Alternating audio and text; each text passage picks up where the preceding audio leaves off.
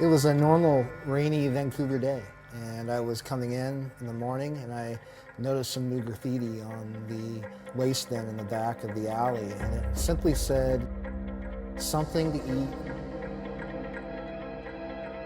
somewhere to sleep, and somebody that gives a damn."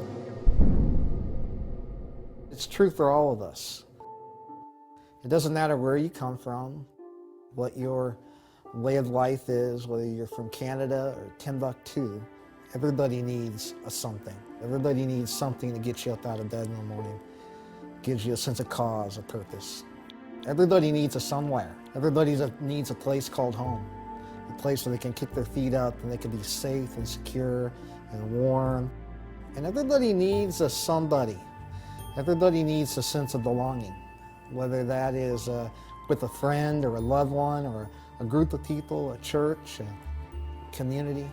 We all need those things, and when we don't have those things, when we have a gap in our something, our somewhere, or our somebody, we find that life is very difficult to manage.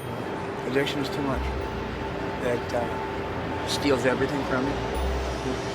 No matter how hard you try to keep it together, it takes it away, right? There is a lot of loneliness down here, but I mean, there ain't really too much love down here. But I don't know how to say that, but you know. People want a place to sleep. They want to be able to eat. They want to feel safe. If you don't have a home, if you don't have a safe, secure place to live, you can't deal with your drug addiction, your disability, your mental illness. You can't get help for that unless you have a stable place to live. When I'm on the street, I use lots, right?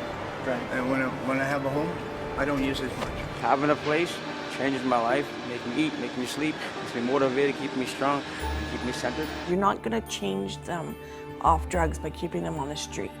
That's just going to keep them using. If you can maybe get them some type of stable housing where they can come home at night and have a safe, secure place to go to, feel comfortable, be able to eat 3 square meals a day, that might make them want to quit.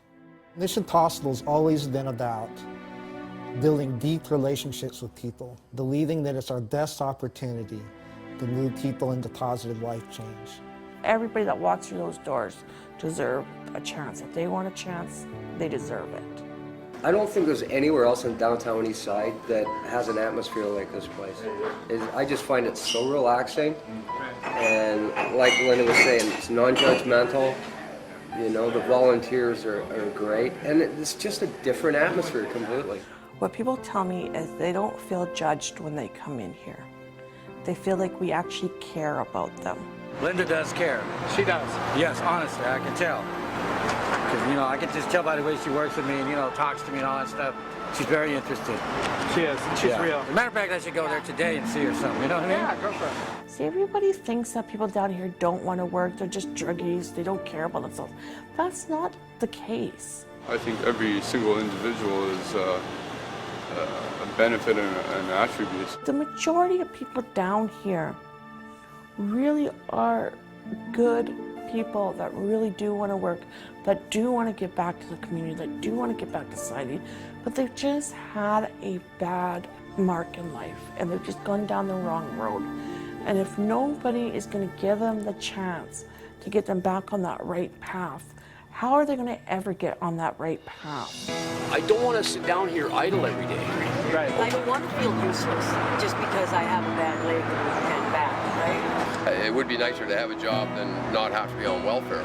I just need somebody to point me in a direction and say, here, you want to do this today or do that. When we look at people's assets instead of their faults, it makes them feel good about themselves. We know that working works. And we know that when somebody comes here in the morning and they begin to work and they have a job for the day and they do something that is a restoration in our community, they feel better about themselves. They feel better about their day. And they want to have another good day the next day. Gives you a lot of pride. You're doing something, right? You know what I mean? You're not just taking a handout, right? You know what I mean? You're actually working for your money. It gives you, some self-worth, some pride in your job. It's all good for me because it gives me a sense of doing something, and that's what I need to do. I need to be doing something. My hopes and dreams for Mission Possible would be for us to be able to get a lot more people jobs, and in the long term to be able to house facilities for people.